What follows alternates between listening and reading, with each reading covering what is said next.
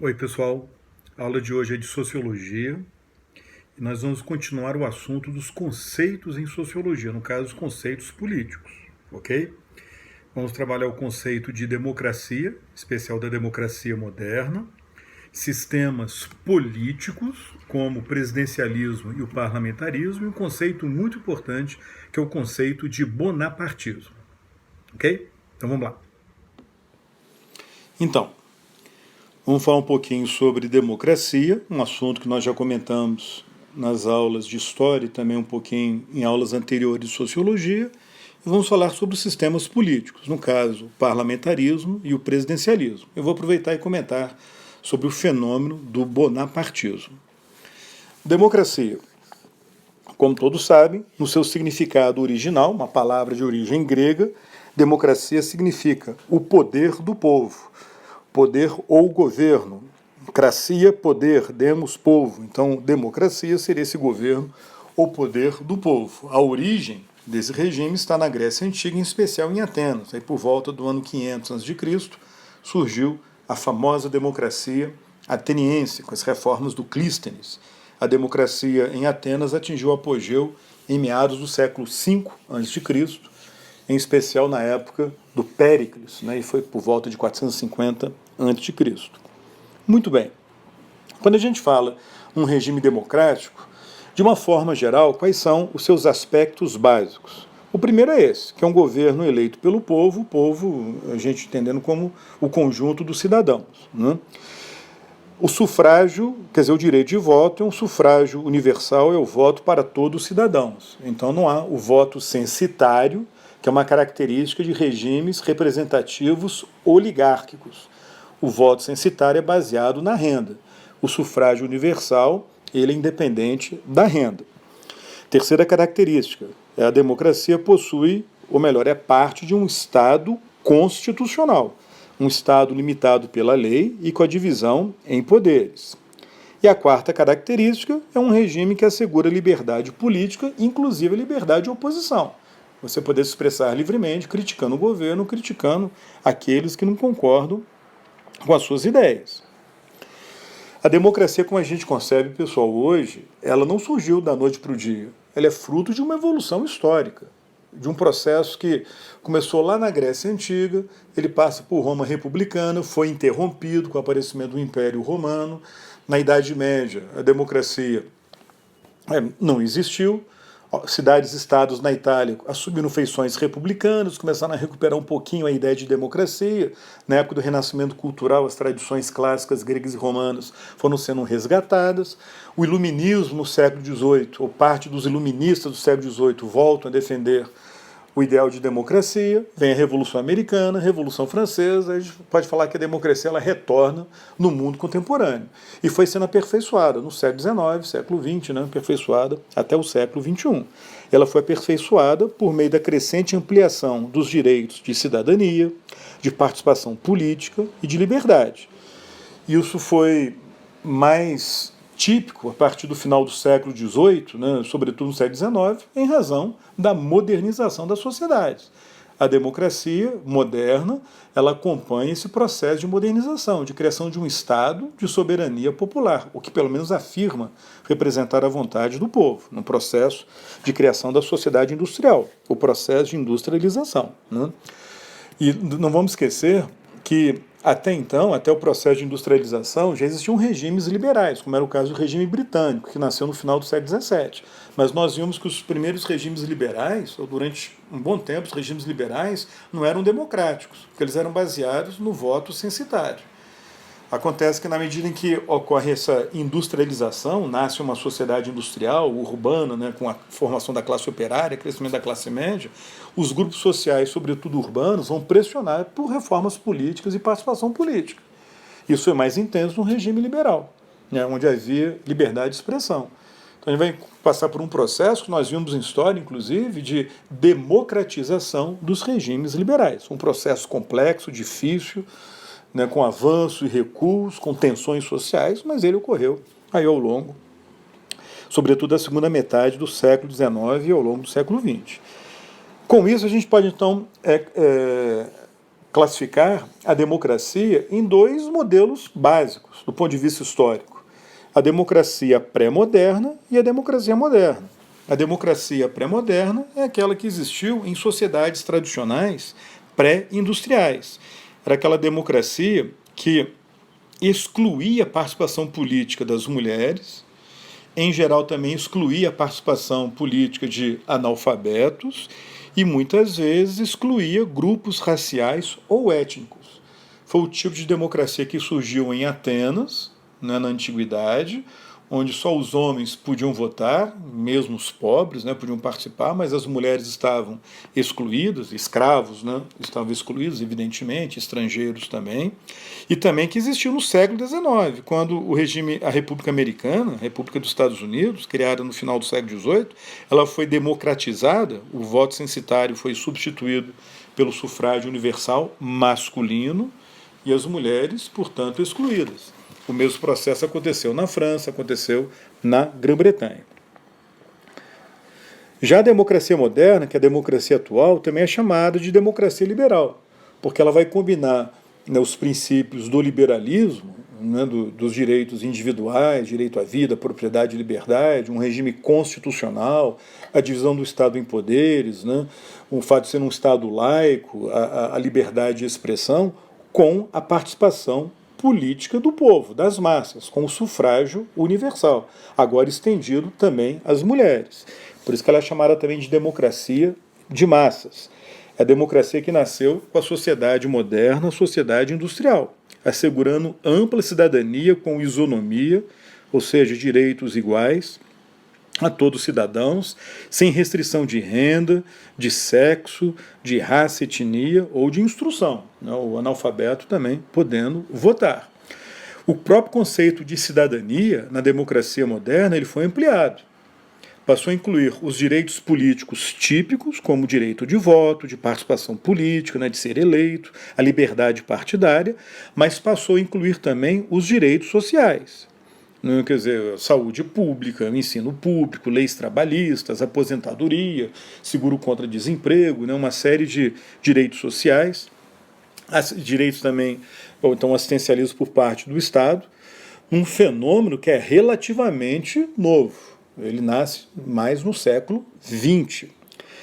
Alguns cientistas políticos e sociólogos, historiadores também utilizam um outro termo que é democracia limitada, que é um tipo de democracia que surgiu na sociedade moderna industrial, quer dizer, a sociedade já tem uma base industrial, né, mas ela ainda resiste muito a conceder direitos de votos às mulheres, não? Então acaba excluindo grupos raciais.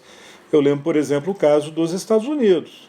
A gente pode falar que na véspera da Primeira Guerra Mundial, o país era uma democracia para o padrão daquela época, início do século XX, né? Com o sufrágio universal masculino, mas as mulheres não podiam votar e os negros no sul dos Estados Unidos estavam também excluídos do poder político, ou da participação política. Depois da Primeira Guerra Mundial, as mulheres adquiriram direito de voto, mas os negros e os analfabetos só vão adquirir o direito de voto em meados da década de 1960. Então, assim, é uma democracia moderna, mas muito limitada. Veja o caso da Suíça, pessoal. Na Suíça, as mulheres adquiriram direito de voto só em 1971. Mas no Brasil, as mulheres adquiriram direito de voto com a reforma do Código Eleitoral na era Vargas em 32, né, e foi incluído aí na Constituição de 34. Né. Então a gente percebe que o conceito de democracia moderna é também um tipo ideal. Na prática, a gente vai ter, né, uma democracia moderna com limitações dependendo da época, mesmo no século XX, né, que a gente analise essa democracia. Posto isso, o que é que a gente pode falar sobre os sistemas políticos, né, que vocês fizeram em atividade? Basicamente, dois sistemas vão nos interessar, o parlamentarismo e o presidencialismo. Já vimos os dois, vamos só relembrar os pontos principais. O parlamentarismo pode existir em monarquias ou em repúblicas. Ele existe quando o poder executivo está dividido. O chefe de Estado é um monarca ou um presidente eleito e o chefe de governo é um primeiro-ministro, que depende do apoio do legislativo, né, do apoio do parlamento, ou da maioria, né, do parlamento, para conseguir governar. Caso contrário, ele não consegue, de fato, governar. O chefe de Estado, nesse caso, ele tem um poder político, o presidente ou monarca, né, ele vai ter um poder inferior, menor que o poder do primeiro-ministro, que de fato governa. Já no presidencialismo, que é típico de repúblicas, o que vai existir nas repúblicas, o poder executivo é exercido pelo presidente, que é simultaneamente o chefe de Estado e o chefe de governo. Seja numa eleição direta, como acontece hoje no Brasil, ou seja de uma eleição indireta, como acontece nos Estados Unidos, né, por meio do colégio eleitoral. No caso de um presidencialismo democrático, há um equilíbrio entre os três poderes, entre o poder executivo, legislativo e judiciário. Acontece que muitas ditaduras formalmente são presidencialistas, quer dizer, o ditador oficialmente é o presidente da República, mas nesse caso, por se tratar de um ditador, de um regime autoritário, naturalmente o presidente possui mais poder do que o legislativo, do que o judiciário. Foi o caso, né, dos presidentes militares, né, no Brasil, na década de 60, 70, até meados dos anos 80, o famoso regime militar. E temos também regimes híbridos, que são regimes que combinam elementos do presidencialismo e do parlamentarismo. É quando o presidente, na prática, ele tem mais poder do que o primeiro-ministro. É o caso da França. A França tem a figura do primeiro-ministro, mas quem de fato governa, quem tem mais poder, é o presidente da República. E, finalmente, o conceito de bonapartismo, que é considerado um tipo de autoritarismo, um tipo de ditadura, que pode existir em monarquias ou repúblicas, especialmente na época atual, na época contemporânea, em regimes políticos modernos ou num processo de modernização, de industrialização. A origem desse tipo de regime está numa crise política e econômica, num regime representativo, seja ele oligárquico ou democrático. Quer dizer, ocorre um impasse entre o governo e o legislativo, que é um congresso, é um parlamento fraco e muitas vezes impopular.